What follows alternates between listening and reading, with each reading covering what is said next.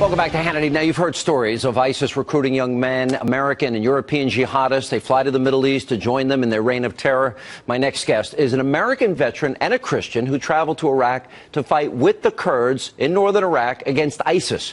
Now, Jordan Matson served in the U.S. Army. Since September, he's been battling ISIS terrorists with the words, "Christ is Lord," inscribed in his vest, on his vest. And Jordan now joins me from an undisclosed location in Syria.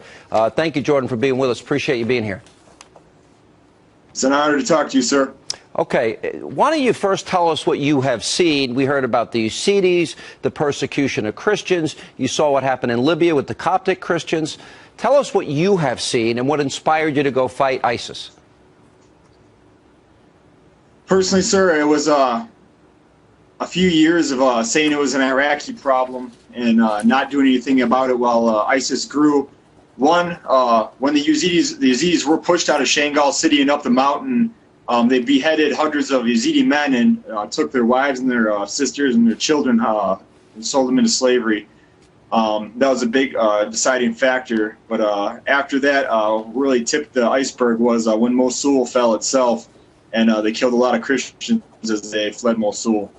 So at that point, when our government said they weren't going to really do anything about it, I decided if our government wasn't going to do anything, I would. Okay. You know where you are is extraordinarily dangerous. You know your enemy. Tell us the level of engagement you have had militarily against ISIS where you are. We see contact. It really depends on where you go. In Shangal, I was there for a month, and we see contact pretty much every single day. We've been running on northeastern Syria, because I don't really want to go into my exact location. But we take contact about every week. I've been here since September of last year.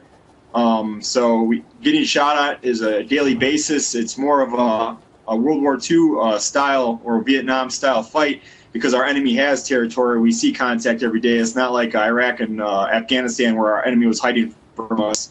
They're actually trying to hold land on a daily basis, and we don't have the technology that, let's say, the United States military has, that we can just push our enemies away. So it's a daily grind, and we're taking a lot of casualties on both sides. Yeah. Let me ask you, because you know about the beheadings, you know about the evil, you know about the atrocities, you know about, people lined up and they're all, assassinated. You've seen it yourself up close and personal. You also know what happens to anybody that is taken captive by them, and you know the risks. And then you hear the president, he won't say the word radical Islamist. That you say that inspired you. If he's not going to do anything about it, you feel compelled. What would you want to tell the president that you're seeing that he obviously isn't getting?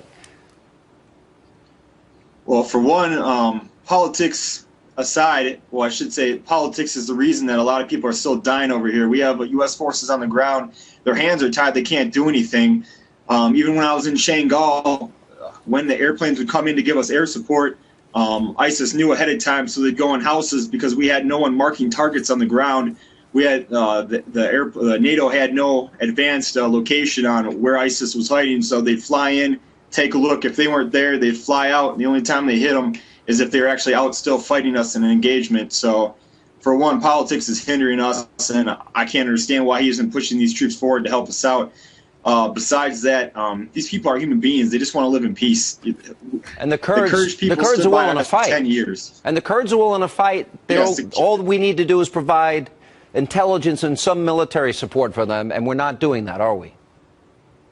No, we're not, especially on the Syrian side. The Syrian Kurds are extremely pro-Western and pro-American, and they are getting absolutely no support financially or militarily by us. They get some help with air support, but doing Kobani and whatnot, but other than that, we're not getting anything.